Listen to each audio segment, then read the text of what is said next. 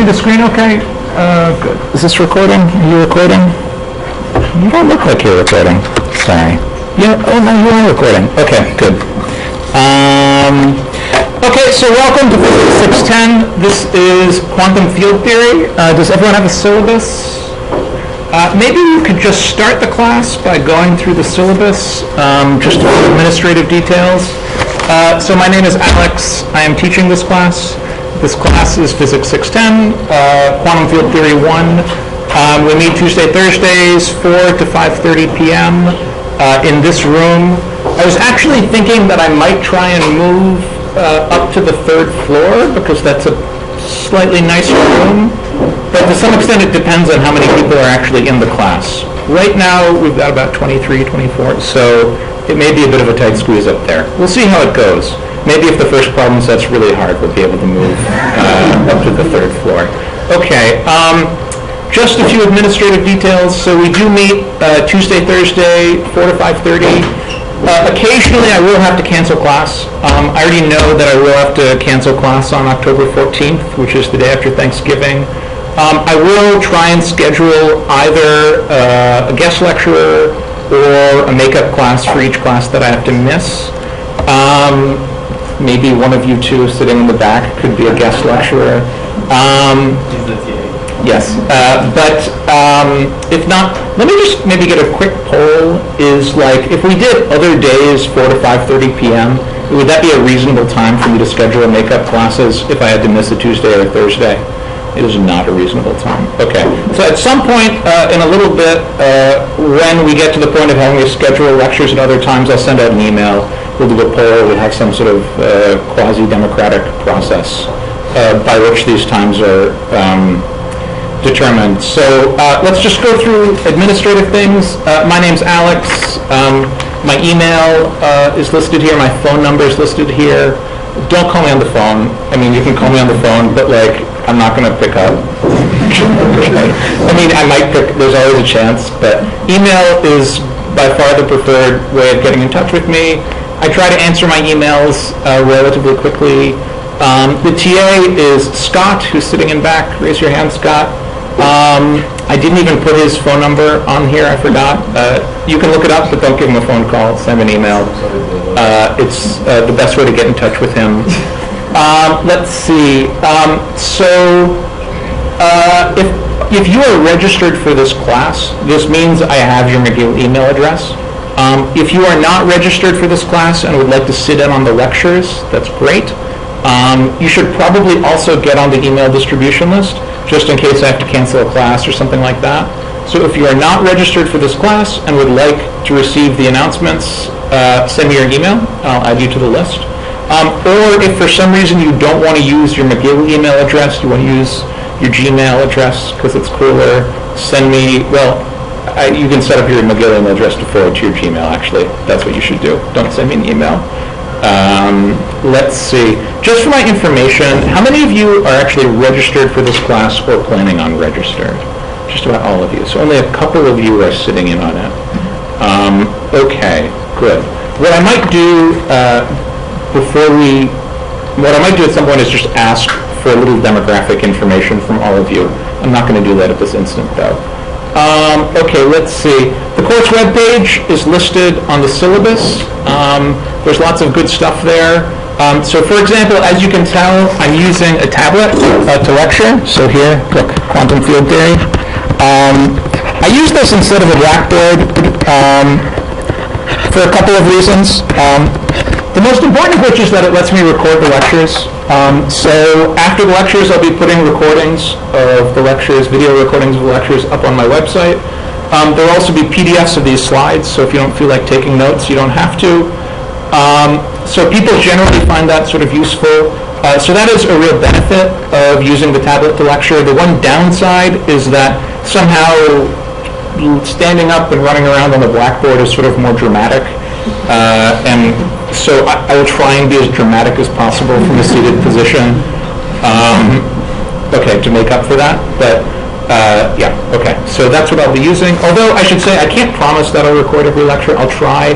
My computer tends to not work about 1 out of every 5 times. So in which case I'll just have to use the blackboard. and that would be too bad. Okay, grades. So first of all, this is a graduate class, so I will assume you are all adults. Okay, so there will not be any exams because we are not children, we are adults. Instead, what there will be are problem sets and a final exam, which is a take-home exam, which is basically similar in style to a problem set. The first thing I should emphasize is that I view the problem sets as the most important component of the course, more important than the lectures, more important than anything else. The problem sets are where you're really going to learn everything. The problem sets will be difficult. The problem sets will be long. And so you should plan accordingly. And you should just be prepared for that fact. At the end of the semester, there will be a take-home final exam, which will be 24 hours long. It will have roughly the same level of problem as you would see in one of your weekly problem sets. This is a take-home exam, so you work on it by yourself. You do not look on the internet for solutions. You do not ask your colleagues for solutions. You do not go to the library and try and find solutions in papers or something like that. All of those things are considered cheating. In the past, when I've given take-home exams for courses, we have caught people cheating, and I have reported them to the office that deals with this sort of thing. So just for your information. For the problem sets, on the other hand, there will be weekly problem sets. The first one will probably be handed out on Thursday. For the problem sets, I encourage you all to work together. I encourage you to talk to one another, learn from one another. But you should keep in mind that all of the work that you hand in should reflect your own understanding and work on the problem sets. So, for example, it may be possible that there are solutions floating around online for some of the problems that I will be assigning. The use of those solutions is considered plagiarism. In the past, when I have taught this class, I have caught people on multiple occasions copying solutions that were floating around online, and I forwarded those to the office that deals with cheating and plagiarism. Let's see. Your grade will either be 50% homework, 50% final, or 70% final, 30% homework, whichever is higher. The final may be difficult, so you should not count on being able to make up your grade through the final. That said, this is a graduate course. You are all adults. My goal here is not to give anyone a bad grade. If I feel like everybody has earned an A, everybody will get an A. Okay, so it's not the case that there's some grade distribution and I have to give like half of you C's or something like that. I can do whatever I want to. Okay. And so, because it's my class. Okay. Let's see, anything else that I should say? Late problem sets will be off 10% per day late unless you obtain an extension from me or from Scott, the TA, before the problem set is due. Let's see. Prerequisites. So this is a graduate level class. It is aimed at people who have completed a standard physics undergraduate curriculum. In particular, I will assume a completely solid understanding of quantum mechanics. Usually that means at least 2 semesters of solid undergraduate quantum mechanics. Roughly speaking, I'm expecting that you have mastered the material in Griffith's quantum mechanics book or in Sakurai's slightly more advanced quantum mechanics book. I'll also assume, electromagnetism at the level of Griffith's electromagnetism book, mechanics at the level of, I don't know, whatever mechanics books they're using nowadays. Sometimes they use Hand and Finch, sometimes they use Marion and Thornton. I would definitely assume special relativity at the level that you see it in an undergraduate, sophomore, junior level electromagnetism class. So for example, the treatment of electromagnetism in Griffith's book on the treatment of special relativity in Griffith's book on electrodynamics. I will assume solid understanding of all the math that you're supposed to know by the time you get a physics major. Partial differential equations, multivariable calculus, complex variables, linear algebra. Let's see. Okay. The textbook is Matt Schwartz's book on quantum field theory and the Standard Model. This is a new book. This is the first time that I'm using this book. It only came out last year. I think it's pretty good. It covers a lot of material, including a pretty advanced set of topics on the Standard Model and particle physics, which are really not in all that many other quantum field theory books. So I'm looking forward to using it. I think a lot of the explanations are quite good. A lot of them are quite clear. I will try and roughly follow the outline and the notation of the book, but I will in many cases present alternate derivations. So I think you can view, hopefully at least, you'll be able, my explanations and the explanations in the textbook will be somewhat complementary. I do think that no textbook is perfect. So for example, Schwartz's textbook, which we're using, I think is very well written, and it does a great job of covering particle physics. It has very little to say about applications of quantum field theory to condensed matter physics. And so I think that's unfortunate, and that's something that I'll try and supplement, especially later on in this course when we get to renormalization. So I'll try and be adding a little bit more to the book to cover some of the condensed matter stuff. There are a lot of textbooks on quantum field theory. I've listed, 8 or 9 of them on the syllabus for you to take a look at. Roughly speaking, they're listed in order of elementary to more advanced. So for example, David Tong has a set of lectures on quantum field theory. The notes for this are posted online. They're actually video recordings of his lectures on his website. There's a link to the website on the course webpage that you can take a look at. They're very good. I recommend them. They're rather elementary. They cover maybe the first 8 weeks of this course, something like that, 10 weeks of this course. Ryder's book on quantum field theory is very good. It's also a bit more elementary than what we'll see in this class.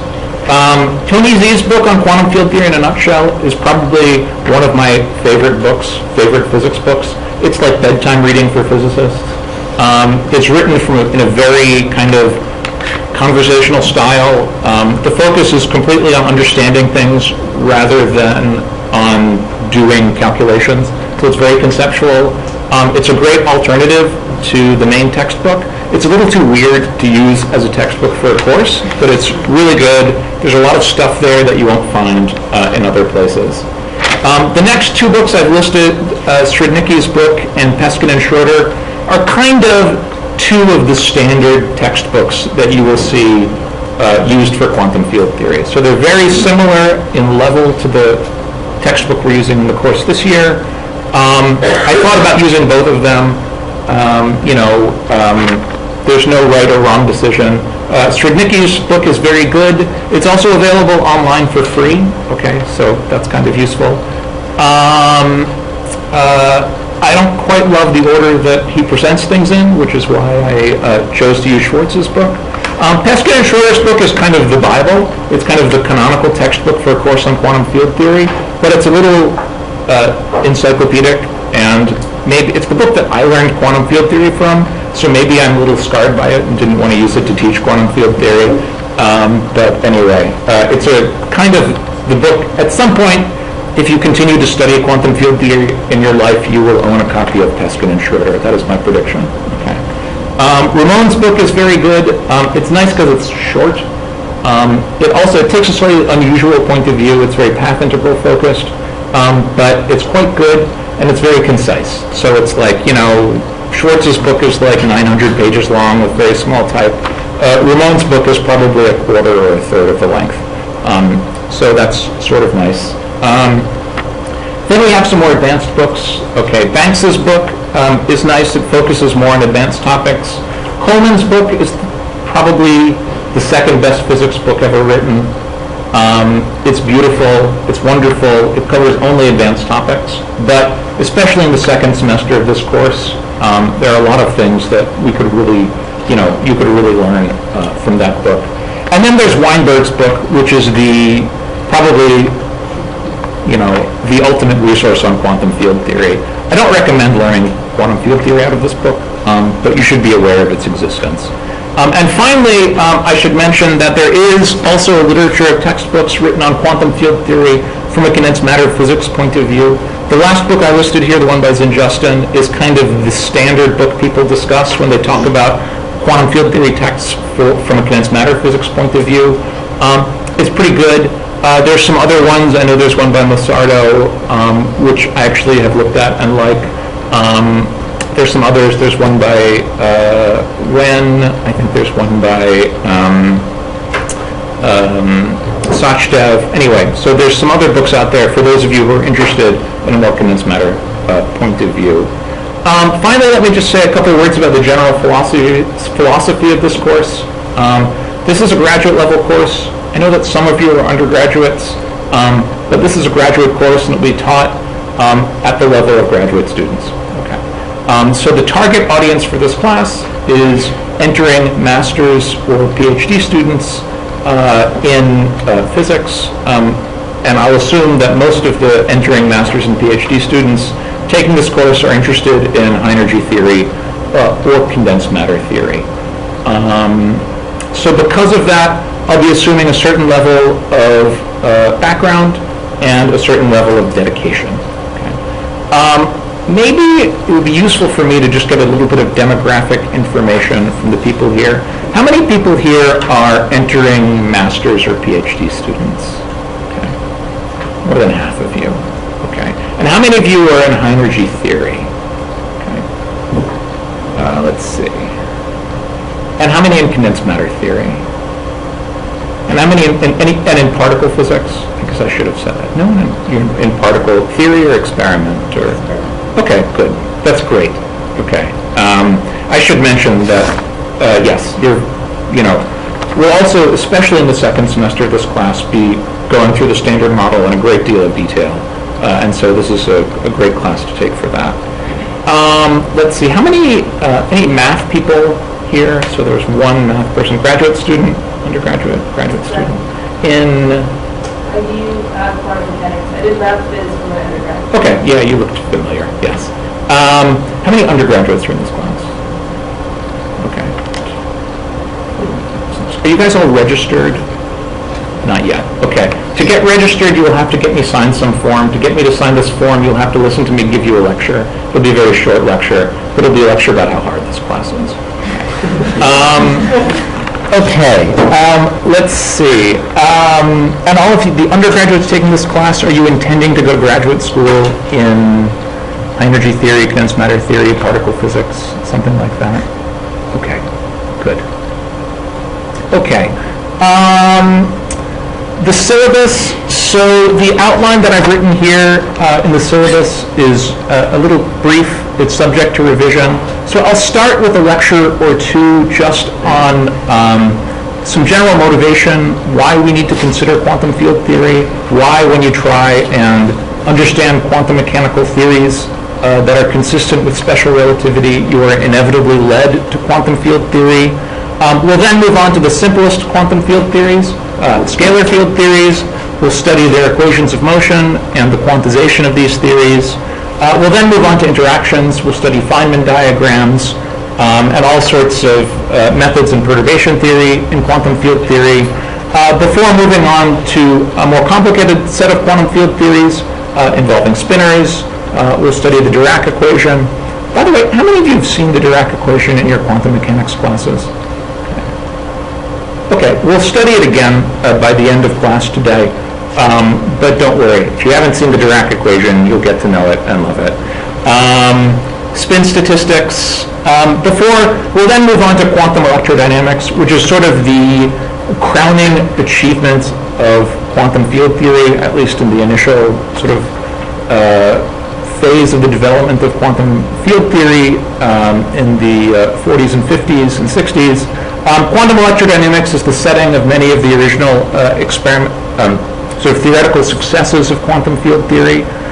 So to study, for example, the anomalous magnetic moment of the electron, bremsstrahlung, scattering processes, things like that. Before moving on to a set of more formal topics. So the first chunk of this course, I'll be using what's known as the canonical approach to quantum field theory. I'll then introduce the path integral formulation of quantum field theory, which is necessary if you want to consider some more advanced topics, such as the quantum field theory is relevant for the standard model of particle physics. And after that, I'll dive into a detailed and probably lengthy discussion of renormalization, renormalization group flow.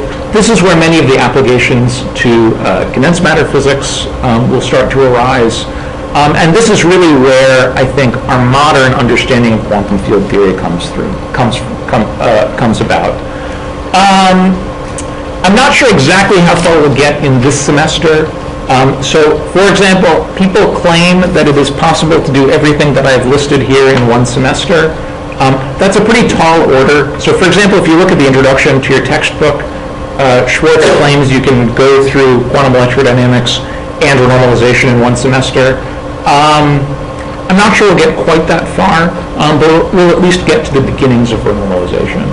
And then in the second semester, we'll study in more detail renormalization group flow, effective theories, before moving on to the standard model of particle physics. Symmetry breaking, the Higgs mechanism, and all sorts of other applications of quantum field theory. If we have time, I'd even love to do some more detailed applications of quantum field theory to condensed matter physics.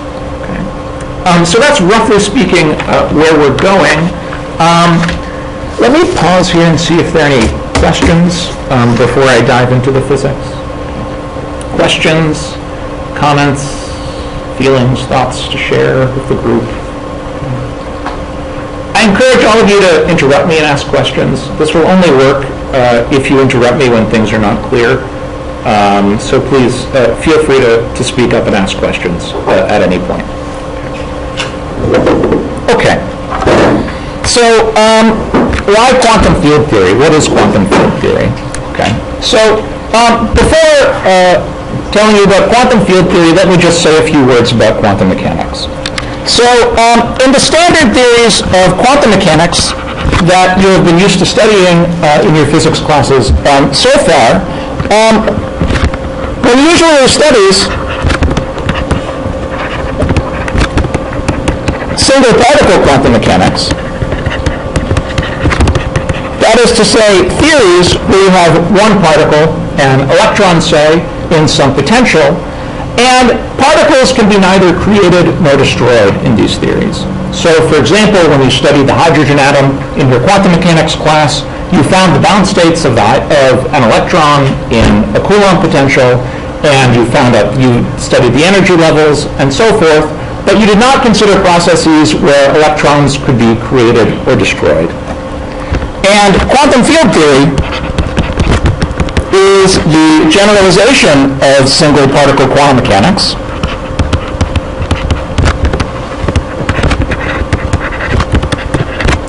to systems where particles can be created or destroyed.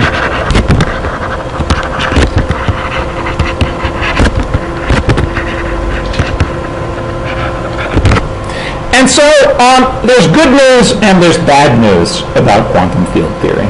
Okay. The good news is that the basic structure of quantum field theory is the same as the basic structure of quantum mechanics. So there's a sense in which a quantum field theory is just a particular application of quantum mechanics. So basic structures in quantum mechanics are the same as in quantum field theory.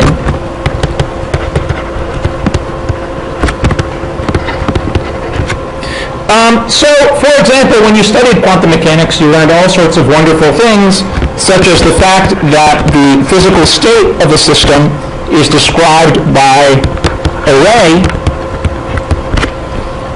that is to say, some state psi in a Hilbert space,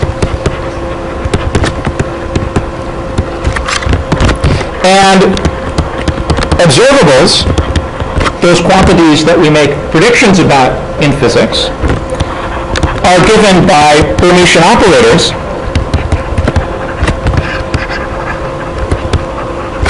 on this Hilbert space, and that time evolution is described by a unitary operator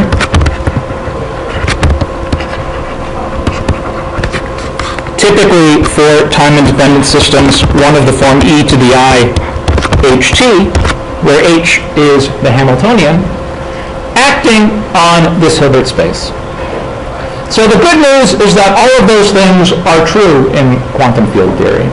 Quantum field theory, this entire course, could be considered a particular example of a quantum mechanical system. So that's the good news, that there are no sort of fundamental restructurings of your understanding the same way that there were when we moved from classical mechanics to quantum mechanics. But the bad news is that the quantum mechanical theory that we study when we study quantum field theory is technically somewhat more complicated.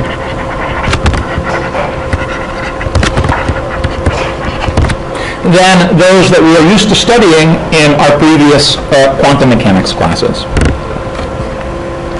So you could ask the question, why are they more complicated? And that's actually a very good question to ask, and it's one that we'll start to answer by the end of class today. In particular, we've already learned, or I already mentioned, that quantum field theory is what arises when you try and study the unification of quantum mechanics and special relativity. That is to say, it's what arises when we try and study quantum systems that are invariant under the symmetries of special relativity.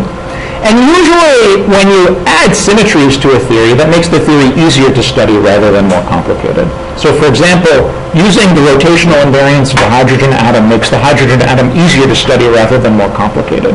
So you could ask the question, why is it all of a sudden that special relativity makes quantum mechanics harder rather than easier? And that's a question that I'm going to try and answer for you today.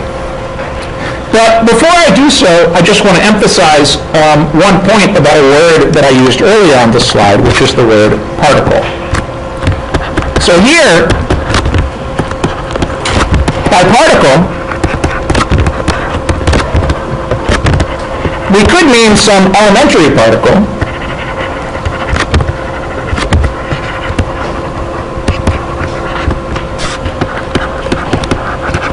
such as an electron or a quark or something like that. Or we could mean some sort of more complicated bound state of elementary particles, such as a proton, a neutron, and so forth. Each of those is made out of a bound state of 3 quarks along with some gluons. Or we could mean some sort of emergent excitation of a system. For example, such emergent excitations arise in condensed matter systems. So for example, if you have a set of atoms that are bound together in a lattice, then you could look at small fluctuations of displacements of the locations of those atoms, and those displacements would propagate just like these more elementary particles. Such excitations are usually known as phonons. Or if you're studying a superconductor, you could be talking about the bound state of a pair of electrons, which is some charged bosonic object known as a Cooper pair.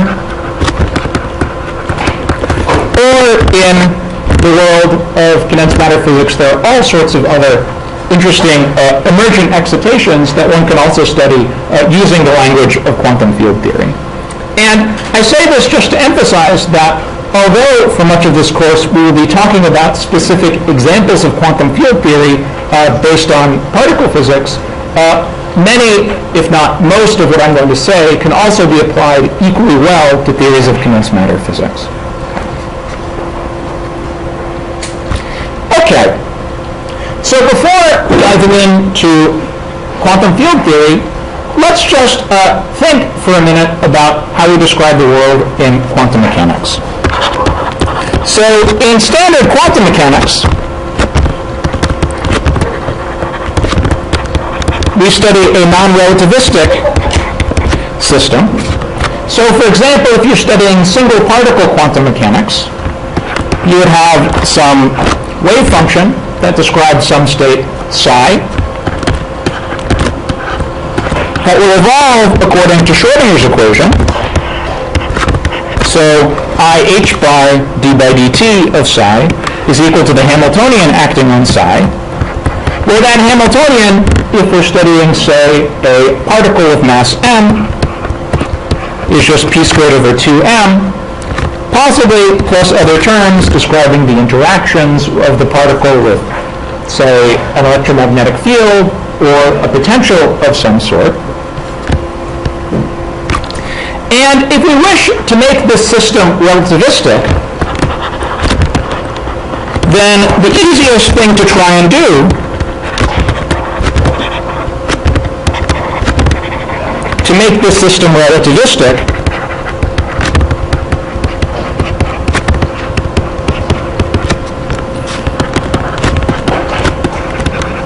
is to replace this non-relativistic expression for the Hamiltonian here by its relativistic counterpart. So the non-relativistic expression for the Hamiltonian comes from the fact that the energy of a particle in Newtonian physics is just its momentum squared divided by 2m. And so we would want to replace that by the relativistic formula for the energy of a particle in terms of its momentum, which is m squared c to the fourth plus p squared c squared. So for example, when p is equal to 0, this reduces to the famous E equals mc squared formula for the rest mass of a particle. Yes, sure.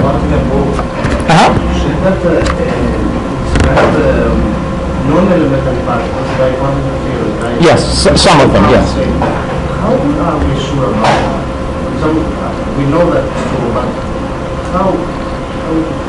why is it working? Well, why is it working? Okay. I mean, that's a very deep question. There's a sense in which this is a question that we will answer later on in this course when we study the renormalization group and effective field theories. So,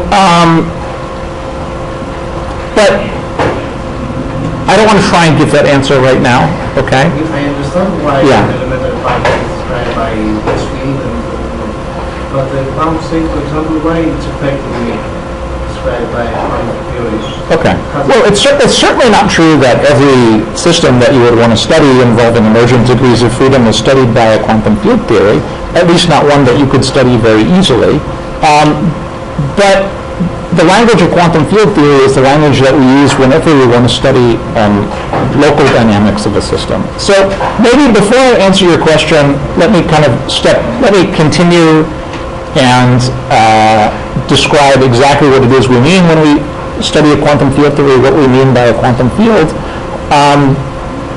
which is not to say that after that I will be able to answer precisely your question, but that's the sort of question that you should continue asking as this course continues until you get a more satisfactory answer.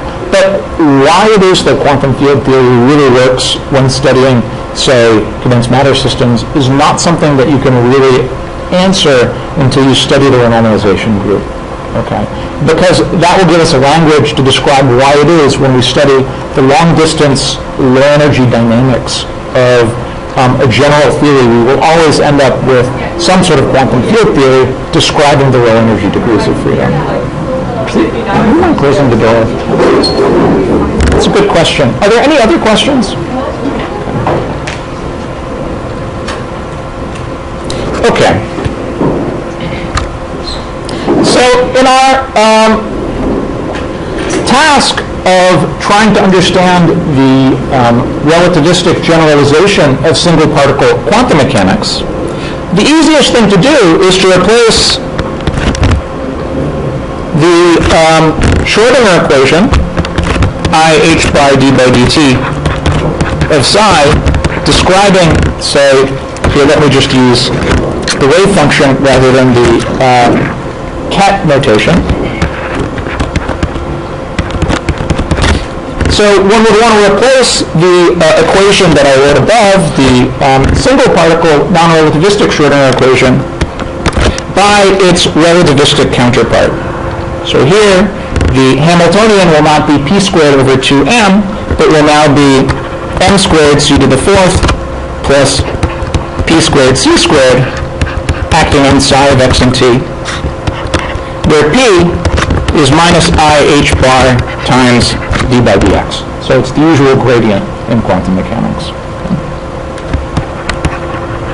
So if you look at this equation for a second, then, well, there's a few things that are unappealing about this equation. So, for example, this equation does not appear to treat time and space democratically. Time appears on the left-hand side of this equation as a linear differential operator, but the right-hand side of this equation, we've taken a square root. So, for example, you could imagine expanding that square root in powers of p, and you would get an infinite number of higher order powers of this gradient operator. So it doesn't appear to treat time and space on equal footing. And so there are a variety of things that one could try and do to get around that. And what I would like to spend the rest of class today doing, and possibly part of the class tomorrow doing, is I would like to try and understand how far we could push this program of developing a single particle relativistic theory of quantum mechanics and seeing why it is that this program fails. Okay. And what we will see is that if we have special relativity along with quantum mechanics, then what we will conclude is that one is forced to allow multi-particle states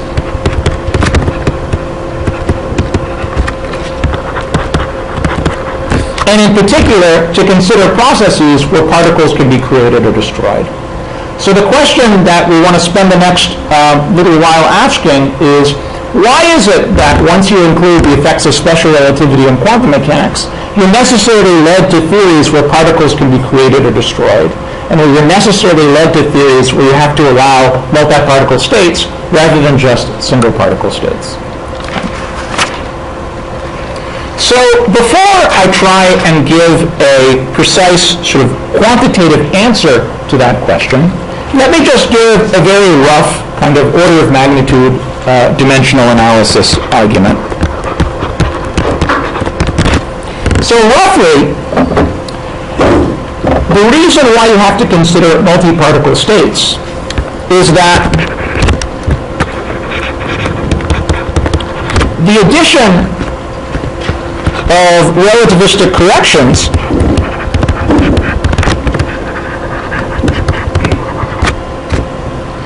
is necessary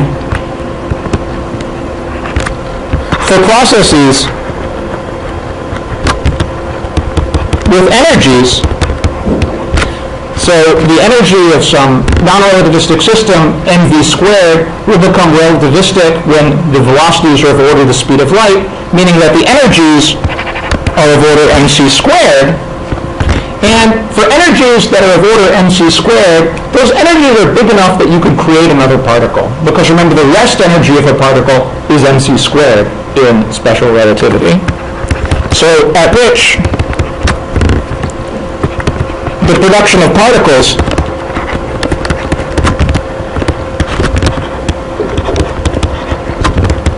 is energetically, that is to say, kinematically allowed.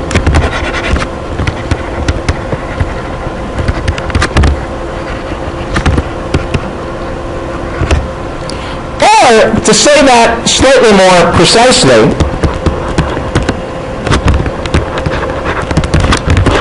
let's imagine that we're studying our favorite single particle quantum mechanics problem. Maybe it could be the harmonic oscillator or the hydrogen atom. And then one can argue that the corrections to non-relativistic single particle quantum mechanics due to special relativity are the same size,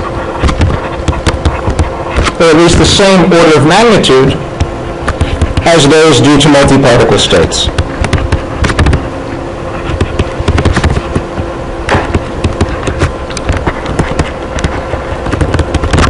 So, just to see why that is, let's imagine that we're just studying the energy of some free of some particle in special relativity. So the energy is the square root of m squared c to the fourth plus p squared c squared. So if you wish to study this in the limit where the velocities are relatively small compared to the speed of light, you Taylor expand where p is small. The leading term is the rest mass, mc squared. The first term is the usual non-relativistic energy p squared over 2m. And then it's straightforward to figure out what the next term is. It's p to the fourth over m cubed c to the fourth plus dot, dot, dot. And there's some numerical coefficient right here that you could work out by doing the Taylor expansion precisely. But I'm just interested in doing an order of magnitude estimate. And from this formula, you can see that the corrections to the energy of some state due to relativistic effects will come from comparing the second term here to this first term. And you can see that that third term there to that second term. And you can see that the third term is smaller than the second term by an amount which is of order, well, just taking the ratio of those two terms, it's of order p squared over m squared, that's a c squared. That got my dimensions wrong there. So it's going to be smaller by a factor p squared over m squared c squared, or factoring out the m's using p as mv, of order v squared over c squared. So the relativistic corrections to the energy of some state in single particle quantum mechanics will be suppressed by order v squared over c squared. That's the usual kinematic factor that controls the sizes of effects, deviations from Newtonian physics in special relativity.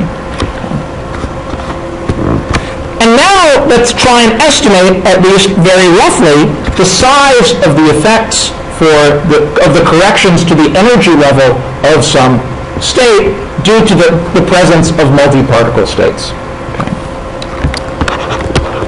So let's imagine that we have some new multi-particle states that we're adding to our theory of single particle quantum mechanics. And let's try and estimate how big those corrections would be.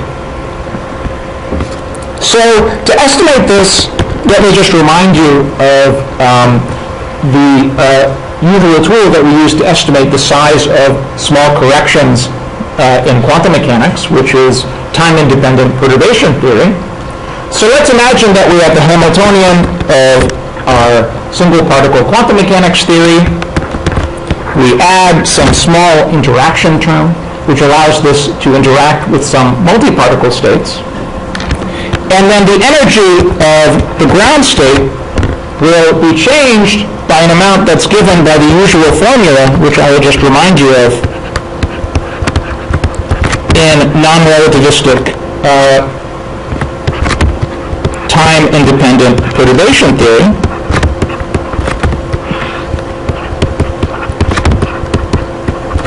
And the second term is the term that I want you to pay attention to. This involves a sum over all states in the theory of some amplitude, so the probability that this correction term delta V takes you from a state 0 to some other state in the theory that I've called M, divided by the difference in the energies. And so what that means is that if you have some new states in the theory, they will lead to some correction terms here that are proportional to 1 over the energy of that new state. So here I'm assuming that E naught is very small compared to whatever new states we have in the theory. So if we have some new multi-particle states that we're thinking about adding to our single particle theory of quantum mechanics, that will lead to corrections to the energies of our states in quantum mechanics that are of order 1 over the energies of these new multi-particle states.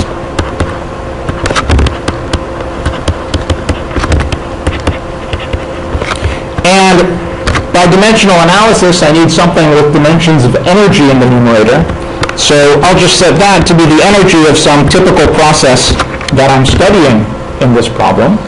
So if you're studying a particle moving with velocity v, this typical energy will be of order mv squared, and the energy of some new multi-particle state will be set by the energy that's required to create a new particle in special relativity, which is mc squared. And so this will also be of order v squared over c squared.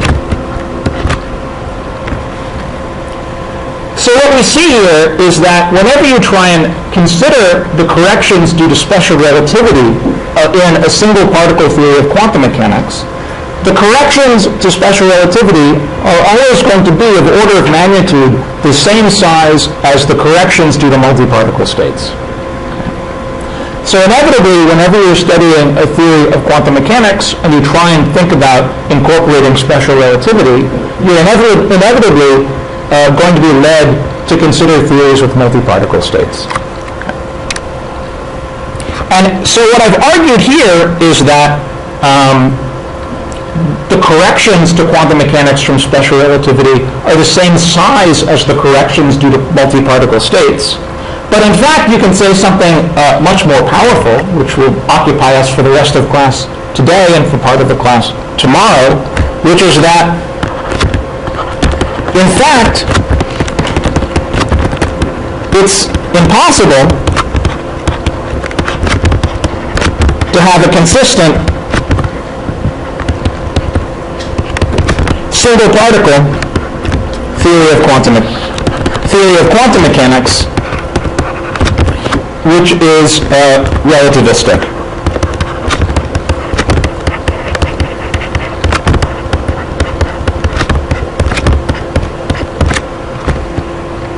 So that's in fact a much stronger statement. And what we'll do today and next class is see exactly why it is that when one tries to construct single particle theories of quantum mechanics consistent with special relativity, one always runs into contradictions unless you allow for multi-particle states. Let me pause here and see if there are any questions. Yes? Why does the energy of the multi-particle state, why is that about mc squared? Well, I'm just imagining that you're creating some new particle with the same mass as your original particle.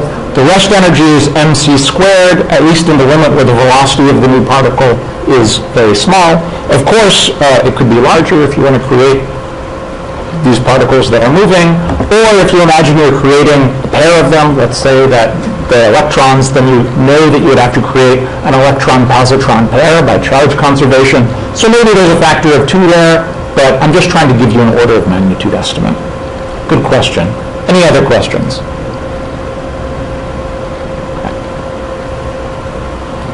Okay. So my claim is that it's impossible to construct a consistent single particle theory that is consistent with special relativity. So let's go back to the example that I wrote down above. So the natural generalization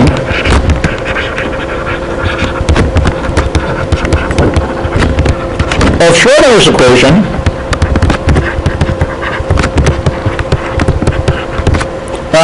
to the special relativity case would be the equation that would take IH by d by dt of the wave function is equal to the square root of m squared c to the 4th plus p squared c squared acting on the wave function. And what we would like to do is then try and consider this seriously as a quantum mechanical theory and see what goes wrong.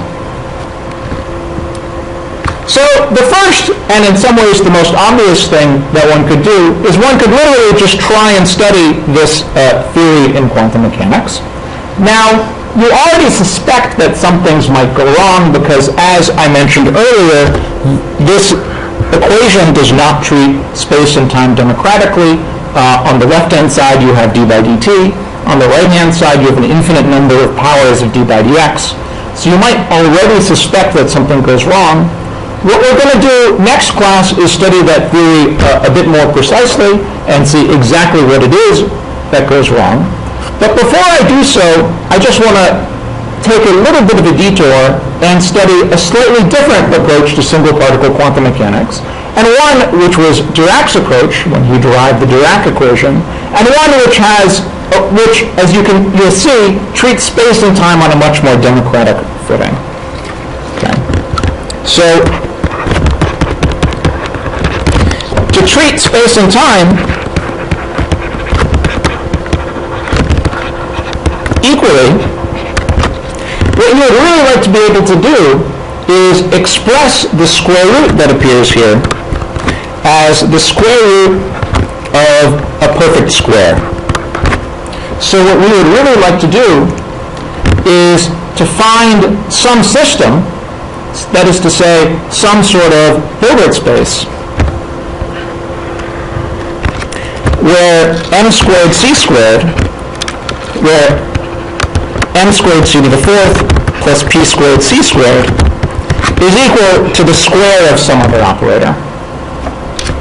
And that operator will be linear in P.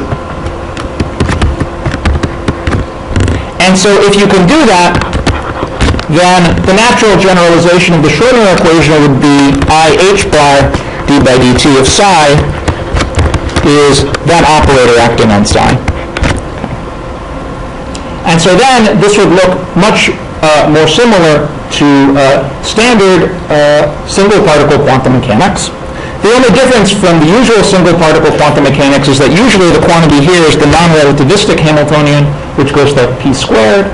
But if we can manage to take that square root, you'll get something linear in p rather than quadratic in p. And that doesn't sound too bad. And so Dirac's approach was to try and find some sort of Hilbert space on which you can view this operator m squared c to the fourth plus p squared c squared as a perfect square. So find some sort of Hilbert space where this fact is true.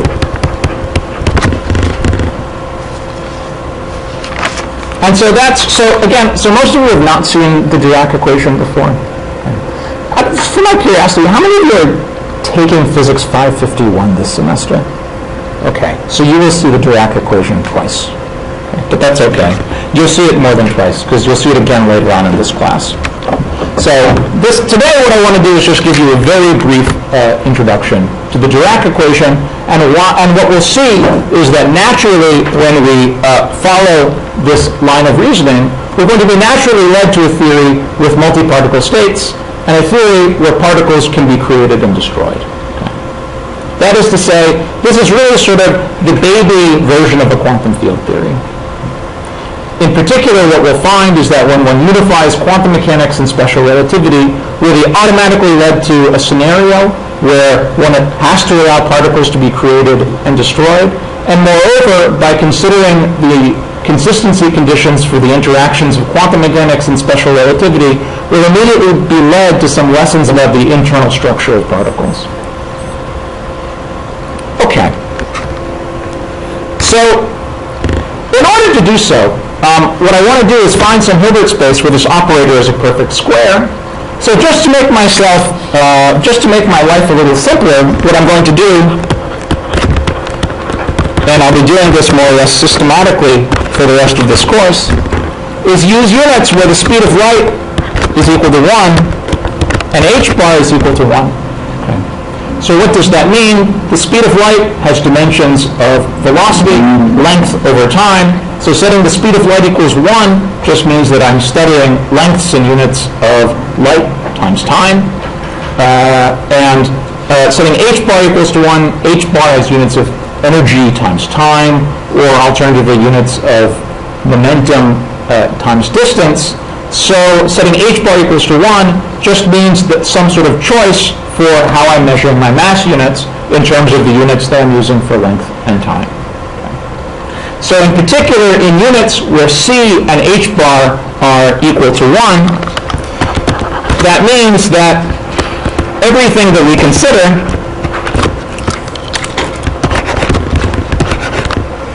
okay, I can't quite erase that.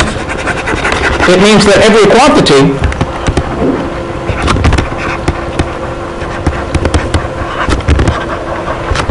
has units of energy to some power, or alternatively, mass to some power, or alternatively, if you work it out, as you will on your first problem set, length to minus that power.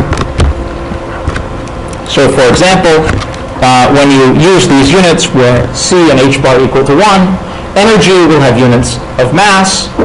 That's easy to see. E equals mc squared. C is 1, so energy is proportional to mass. And length will have units of inverse mass or inverse energy. Okay, so that was just an aside to make the notation easier. So what we're doing is looking for a Hilbert space where m squared c to the fourth plus p squared c squared, that is to say, m squared plus p squared in these units, is a perfect square. And we want it to be the square of some operator, which is linear in momentum. So generally, such an operator should take the form of some vector alpha dotted with momentum plus some other operator beta. So we're here, alpha and beta are some sort of operators,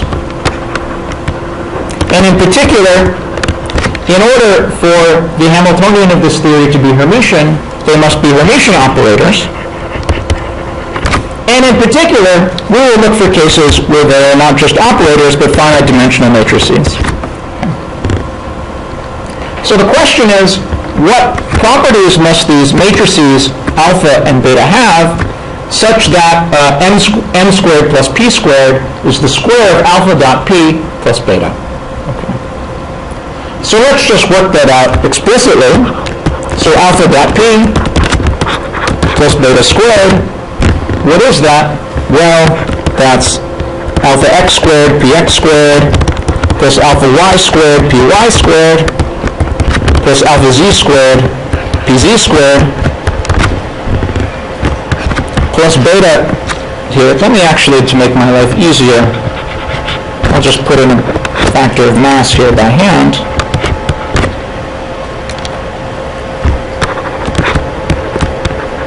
So that's going to be beta times m squared, and then there'll be all sorts of cross terms. So in writing out those cross terms, we need to remember that alpha and beta are matrices that don't necessarily commute. So for example, there'll be terms like px, py times alpha x, alpha y plus alpha y, alpha x. And there'll be various cyclic permutations of this. So there'll be px, pz times alpha x, alpha z plus alpha z, alpha x. And then various terms involving beta. So there'll be m px times alpha x beta plus beta alpha x plus various other terms. There'll be mpy times alpha y beta plus beta alpha y along with the z term. Okay. And what we would like to do, yes? Beta squared. Sorry about that. Thank you. So what we would then like to do is set this equal. We're looking for a Hilbert space where this is equal to m squared plus p squared. And so that immediately tells us what properties these matrices alpha and beta must obey. In particular, they must obey, so alpha I squared must be equal to 1 in order for this term here to reduce to p squared, px squared plus py squared plus pz squared. Here I is equal to x, y, or z. Beta squared must be equal to 1 in order for that term to be m squared. And all of the other alphas and betas must anti-commute, where for I not equal to j, and likewise the alpha i's must anti-commute with the betas. So this is a particular set of algebraic relations for the four Hermitian matrices, alpha x, alpha y, alpha z, and beta. And this set of relations is known as the Clifford algebra. And it's something that we'll return to and spend quite a bit of time on later on in this class when we study spinors and quantum electrodynamics. And it's simply a fact, and not a fact that is going to be handed down from on high, but a fact that you will prove in your first problem set, that the smallest dimension that this can be realized in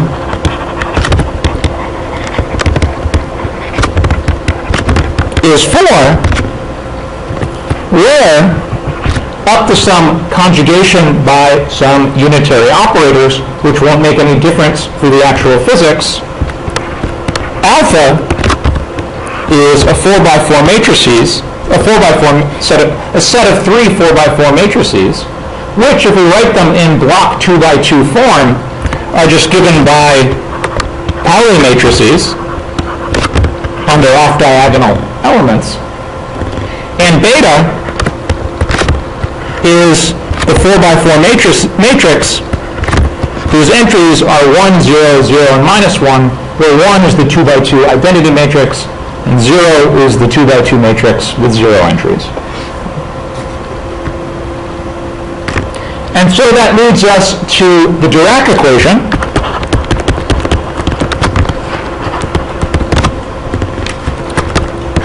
which is just IH by d by dt of our wave function is now this operator here that lives inside the square root. So alpha dot p plus beta m times psi, where p, as usual, is minus IH bar times this gradient, and alpha and beta are these 4x4 matrices that I've written down above. Now, an important thing to notice here is that psi here is not a function, but it's a set of 4 functions. So it's a 4-component column vector,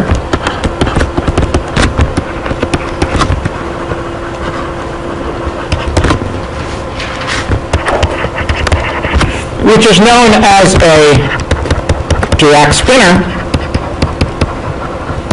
which, as we will see later on in this course when we study spinors in more detail,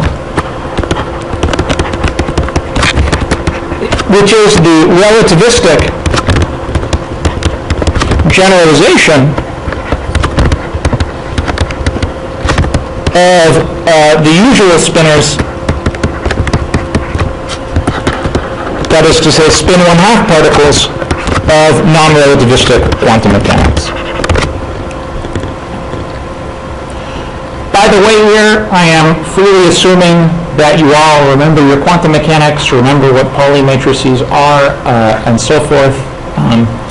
Like I said, this is a graduate class. If you feel like you need to brush up on any of those things, I encourage you to do so.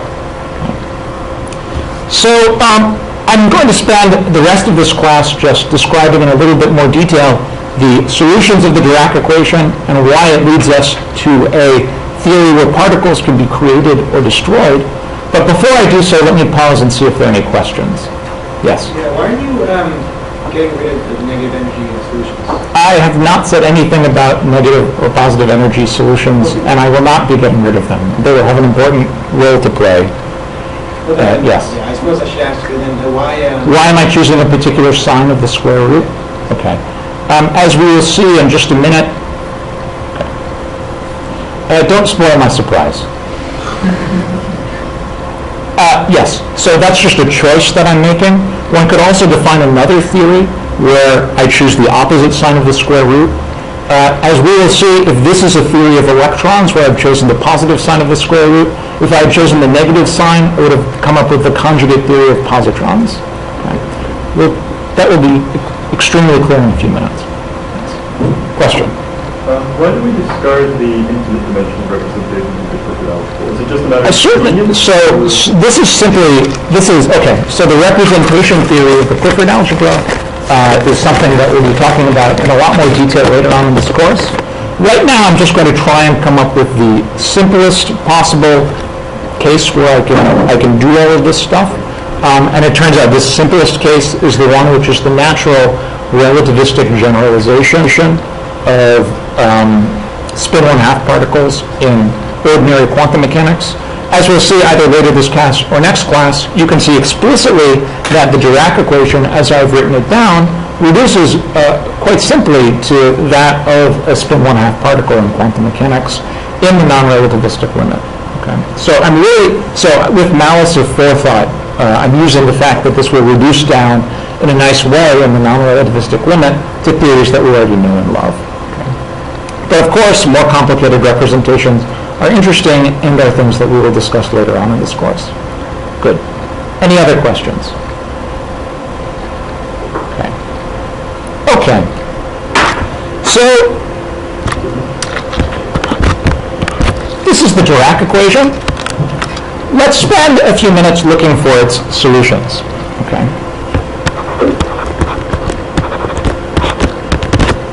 Okay. So this is supposed to be the generalization of the free Hamiltonian h equals p squared over 2m in non-relativistic quantum mechanics. You know what the solutions of that system are. They're plane waves. So the first thing that you would expect is that the solutions of the Dirac equation should also be plane waves. So they should take the form of some constant that I'll call W times e to the I p dot x minus et. So these are the plane wave solutions, where omega here, or sorry, I guess I called it W, not omega, I can never quite tell, is some constant 4-component vector.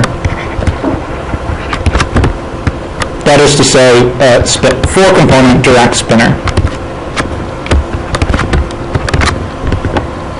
So then if you just take this ansatz here and plug it into the Dirac equation, what do you get? Oh, I'm sorry, I had an h bar in the Dirac equation. I told you I was setting h bar equals to 1. I apologize for that. Yeah, that was a little joke. Okay, never mind. So what happens? Let's plug that plane wave solution, ansatz, into the Dirac equation. So on the left-hand side, you get an e, 1 power of e from the time derivative. So you get e times omega is equal to alpha dot p plus beta m times omega, where alpha and beta are those 4x4 matrices that I wrote down for you above. So in order to write this out a little bit more explicitly, let's write omega as two-component objects, vectors on top of one another. So I'll call them chi and phi. And then this Dirac equation can just be rewritten using the fact that alpha, where is that? That was 0, sigma, sigma 0, and beta was 1, 0, 0, minus 1. So you can just go ahead and rewrite this equation that I've written here. What is it? You get E minus M times minus sigma dot P, and then we have a minus sigma dot P times E plus M, and then E plus M times this two-component vector all has to be equal to 0. Or, writing it out a little bit more explicitly, that the first equation is E minus M times chi is equal to sigma dot P times phi, or chi is equal to sigma dot P, or E minus M times phi. And then the second set of components, the lower components of this equation, tell us that E plus M times phi is equal to sigma dot P times chi. So we can go ahead and plug that in to this expression here. we can plug that in for phi, and what do we get? We get sigma dot p quantity squared over E minus m times E plus m, which is E squared minus m squared times chi. What does that tell us? Well, we now use the fact that if you have a vector p dotted into a Pauli matrix and squared, that's just p squared, okay? So sigma, so is that a fact that all of you are familiar with?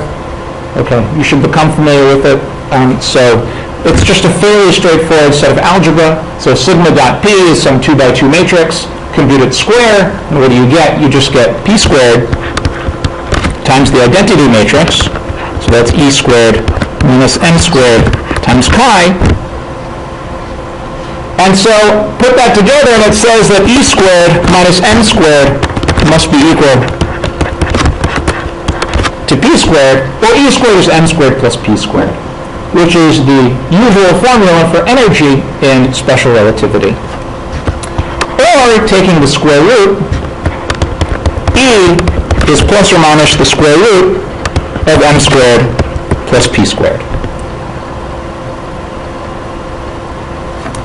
And the important point, and the one that we really now should worry about, is that this has negative energy solutions. And it doesn't just have a finite number of negative energy solutions. This has solutions with arbitrarily small energy. So it has solutions with infinitely negative energy. Now, this appears to be a problem. Okay. In standard non-relativistic quantum mechanics, there's always a ground state with lowest energy. But if you have a theory of non-relativistic quantum mechanics with an infinite number of negative energy states of arbitrarily negative energy, then that usually is a sign that your theory is unstable. Okay. So this appears to be bad. Dirac was a very clever guy, okay? And his resolution to this was the following. Dirac's resolution was to remember that we are studying spin 1/2 particles. And spin 1/2 particles are fermions. Electrons are fermions. So spin 1/2 particles are fermions, and fermions obey an exclusion principle. They obey Pauli exclusion.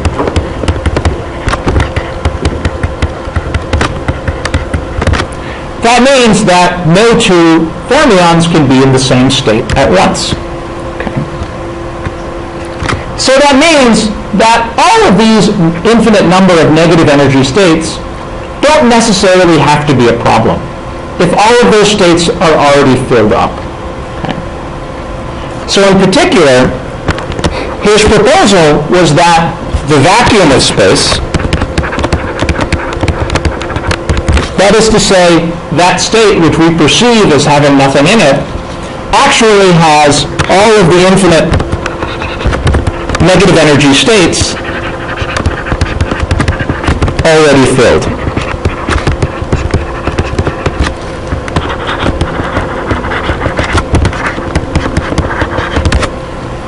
So this is our first lesson that in quantum field theory, what you think of as empty space, what you think of as the vacuum, is in fact a highly complicated object. So for example, if I were to draw the spectrum of the theory, so there are states with both positive energy and negative energy, and Dirac proposed that the vacuum is the state where all of the negative energy states are filled and none of the positive energy states are filled. And this configuration where all of the infinite number of negative energy states are already occupied by fermions is known as the Dirac sea, because it's an infinite sea of fermions. Okay. So this is all well and good, But if you think about it for a minute, we can already see that this setup inevitably leads us to processes where particles can be created or destroyed. To see this, let's imagine that an interaction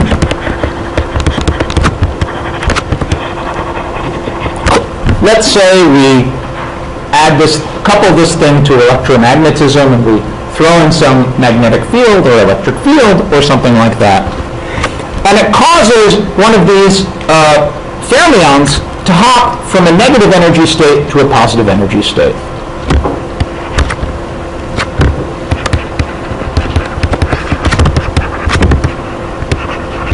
And let's not use the word particle. Particles are loaded word in this context. So it causes a negative energy state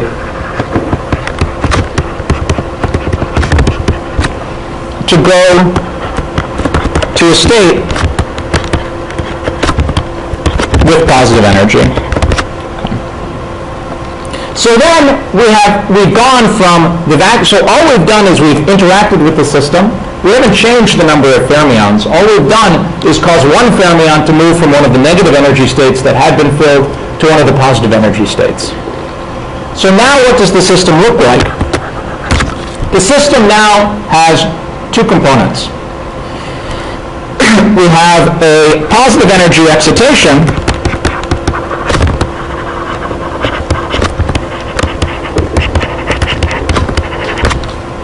plus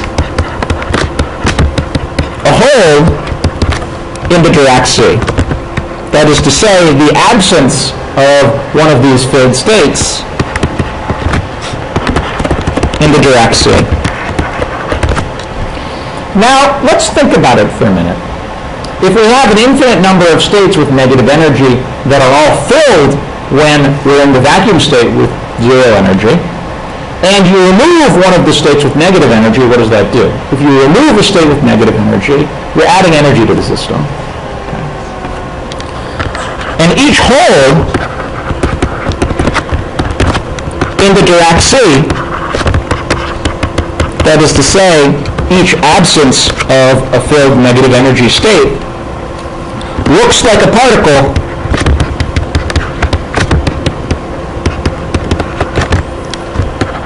with positive energy. Why? If you remove negative energy from something, that's the same as adding energy to something. And if each one of these particles, let's say, if each one of these electrons, let's say, has a charge, and if you remove one of the electrons which has, so let's say that these electrons all have negative charge.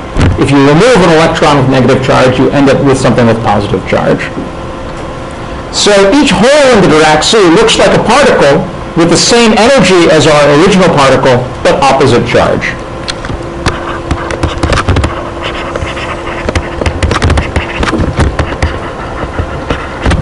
So when you study this Dirac sea, when you study the Dirac equation, you fill up the Dirac sea, you imagine some interaction which causes one of these fermions to hop from one energy level to another, then that creates out of the vacuum a particle and one of these hole states. And you can probably see where I'm going with this, because Dirac gave a name to each one of these holes. He called them positrons. So each one of these holes is the antiparticle of the original fermion.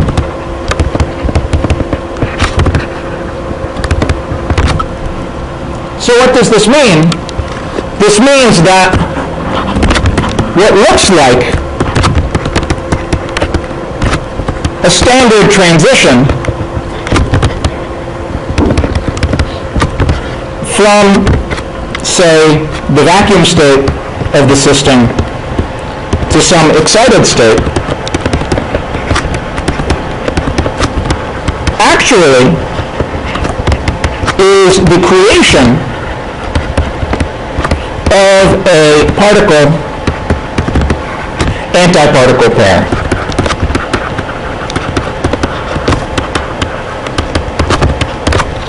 So we see in this example that just trying to write down a theory of quantum mechanics that is consistent with special relativity automatically leads us to consider processes where particles can be created out of nothing. Now, Dirac came up with this theory 5 years before the discovery of the positron. Okay, that's why Dirac was such a famous guy. This, I think, prediction of the existence of the positron, based on his unification of special relativity and quantum mechanics, I think is really one of the triumphs of quantum mechanics and of 20th century physics.